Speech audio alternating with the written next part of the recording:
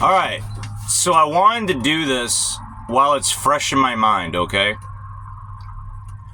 What I want to say is that we are in this situation that we're in right now in America because American pastors have decided to come up with excuses on why they shouldn't get their hands dirty with things like politics and culture and social issues. Like, I look around and I look at these churches and I'm like, nobody's saying anything. Nobody's saying anything. Like, yeah, they're talking about Jesus and they're talking about how Jesus saves. Fantastic. Yes, that is what you should be talking about.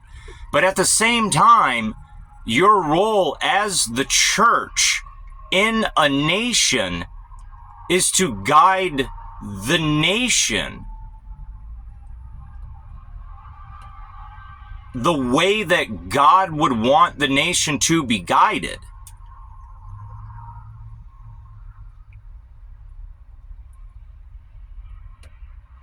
And American pastors have just decided to not say anything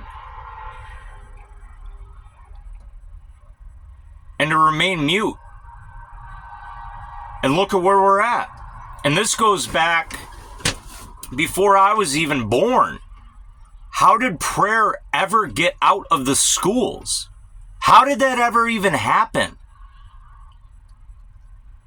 We became weak. And we became spoiled. And now we're in the situation that we're in. And I don't think people get really the situation that we're in.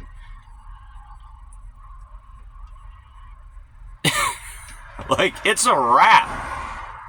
It's a wrap. Unless we do something today, it's a wrap. So my Christian brother, who's a pastor of a church, I'm not judging you. I'm not judging you. And I don't know what it is like to be in your position. But I listened to a man named Eric Metaxas talk about this, and I'm like, my God, he's right. Because this is exactly what happened in Nazi Germany in the 1930s.